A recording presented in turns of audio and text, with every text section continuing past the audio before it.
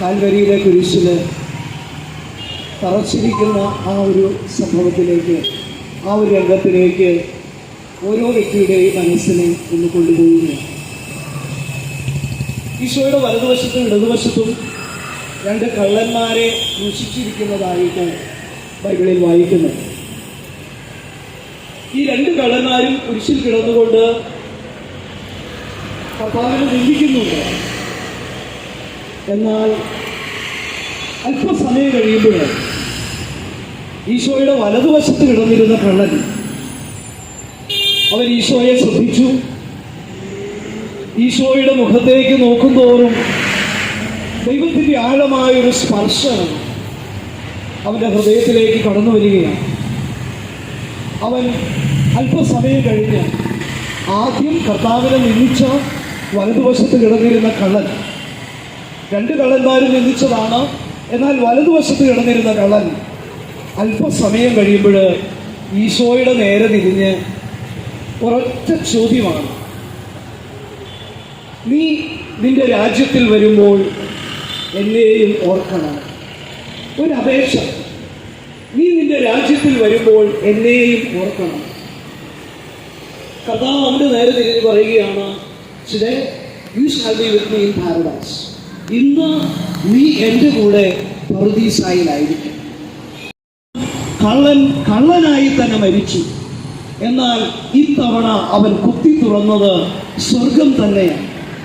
പരിശുദ്ധ പിതാവ് ഫ്രാൻസിസ് മാർപ്പാപ്പ പറയുകയാണ്: എന്നെ ഓർക്കണമേ എന്ന് യേശുവിനോട് നീ പ്രാർത്ഥിക്കുക, തൻ്റെ രാജ്യത്തേക്ക് അവൻ നിന്നെ കൊണ്ടുപോകും. ലോകത്തിലെ ഏറ്റവും വലിയ പാപിക്കാണ് എൻ്റെ കരുണയിൽ ആശ്രയിക്കാൻ ഏറ്റവും അർഹതയുള്ളത് എന്നാണ് ദൈവകരുണയുടെ ഛായാചിത്രത്തിലൂടെ കർത്താവ് ലോകത്തോട് വിളിച്ചു പറയുന്നത്. ഈ ലോകത്തിലെ ഏറ്റവും വലിയ പാപിക്കാണ് യേശുവിൻ്റെ കരുണയിൽ ആശ്രയിക്കുവാൻ ഏറ്റവും അധികം അർഹതയുള്ളത്. ഒറ്റ കാര്യം മാത്രം, കർത്താവിൻ്റെ നേരെ തിരിഞ്ഞ് എന്നെ ഓർക്കണമേ എന്നൊന്ന് പ്രാർത്ഥിക്കുക. ആ ഒരൊറ്റ നിലവിളിയുടെ മുമ്പിലാണ് ഈശോയുടെ വലതുവശത്ത് കിടന്നിരുന്ന കള്ളന് സ്വർഗത്തിന്റെ വാതിലുകൾ തുറക്കപ്പെട്ടത്. ഞാനും നിങ്ങളും ഈ കേൾക്കുന്ന ഓരോ വ്യക്തിയും നമ്മുടെയൊക്കെ ജീവിതത്തിൽ ഒത്തിരി കുറവുകളുള്ളവരാണ്, ഒത്തിരി ബലഹീനതകളുള്ളവരാണ്, ഒത്തിരി തെറ്റുകൾ ചെയ്യുന്നവരാണ്.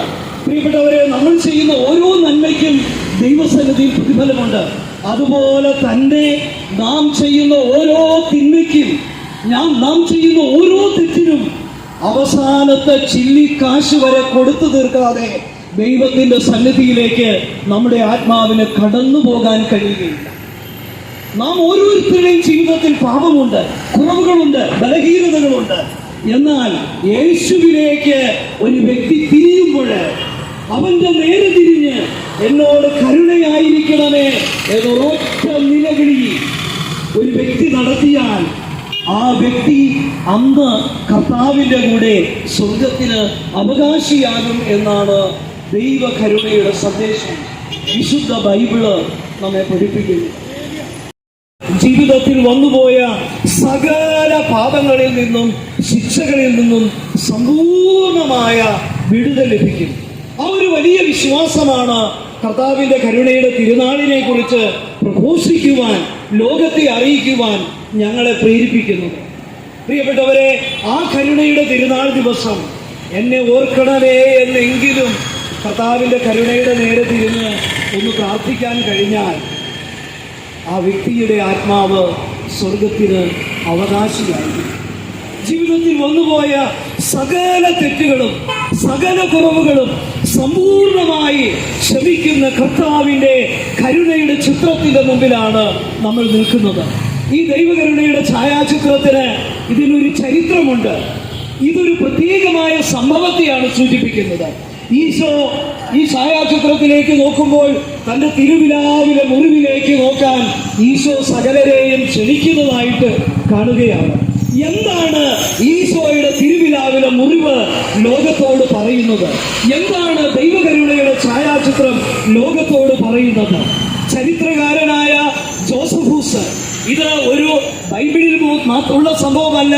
ചരിത്രകാരനായ റോമൻ ചരിത്രകാരനായ ജോസഫൂസ് എഴുതി വച്ചിരിക്കുന്ന സംഭവമാണ് കർത്താവായ യേശുവിനെ കുരിശിൽ തറച്ചു കഴിഞ്ഞപ്പോൾ ലുങ്കീനോസ് എന്ന് പറയുന്ന പട്ടാളക്കാരൻ യേശു മരിച്ചുവോ എന്നറിയാൻ വേണ്ടി കർത്താവിന്റെ നെഞ്ചിലേക്ക് ഒരു കുന്തം കൊണ്ട് ഒറ്റ കുത്തുകുത്തുകയാണ്.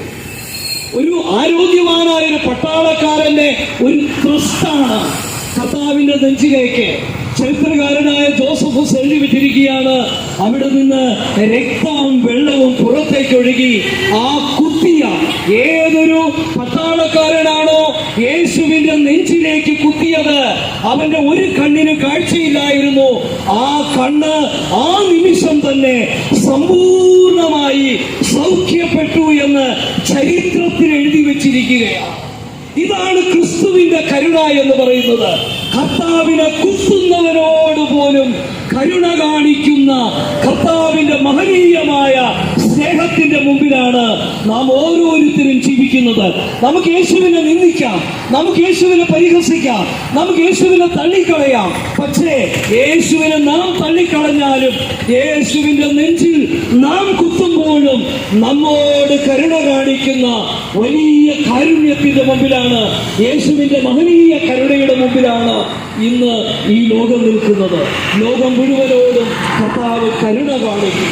കർത്താവ് കരുണ നിറഞ്ഞ സ്നേഹത്താൽ ലോകത്തിലെ ഓരോ മനുഷ്യരെയും ചേർത്ത് പിടിക്കും എന്ന് ലോകത്തോട് വിളിച്ചു പറയാൻ പ്രത്യാശയുടെ ഒരു വലിയ സന്ദേശം ലോകത്തിലെ ഏറ്റവും വലിയ പാപിക്കാണ് കർത്താവിന്റെ കരുണയിൽ ആശ്രയിക്കാൻ ഏറ്റവും അർഹതയുള്ളത് എന്ന വലിയ സന്ദേശം ലോകത്തോട് വിളിച്ചു പറയാനാണ് ഞങ്ങളിവിടെ ഒരുമിച്ച് കൂടിയിരിക്കുന്നത്. ഞങ്ങളെല്ലാവരെയും കർത്താവ് സമൃദ്ധമായിട്ട് അനുഗ്രഹിക്കട്ടെ. നിങ്ങളുടെ കുടുംബങ്ങൾ അനുഗ്രഹിക്കപ്പെടട്ടെ, നിങ്ങളുടെ കുഞ്ഞുങ്ങൾ അനുഗ്രഹിക്കപ്പെടട്ടെ, നിങ്ങളുടെ ജീവിത പങ്കാളികൾ അനുഗ്രഹിക്കപ്പെടട്ടെ, നിങ്ങളുടെ സാമ്പത്തിക മേഖലകൾ ഇത് കേട്ടുകൊണ്ടിരിക്കുമ്പോൾ തന്നെ നിങ്ങളുടെ സാമ്പത്തിക മേഖലകൾ അനുഗ്രഹിക്കപ്പെടട്ടെ. നിങ്ങളുടെ ജീവിതത്തിന് ഉത്തരം കിട്ടാത്ത പ്രശ്നങ്ങളിൽ ഈ സന്ദേശം കേട്ടുകൊണ്ടിരിക്കുന്നവരുടെ ജീവിതങ്ങളിലെല്ലാം യേശുവിന്റെ അത്ഭുതകരമായ ഒരു ഇടപെടല്, സമാധാനമില്ലാത്ത ജീവിതങ്ങളില്, ഹൃദയങ്ങളില് ദൈവികമായ സമാധാനം കടന്നു വരട്ടെ എന്ന് പ്രാർത്ഥിക്കുന്നു, ആശംസിക്കുന്നു. കർത്താവ് നിങ്ങളെ അനുഗ്രഹിക്കട്ടെ.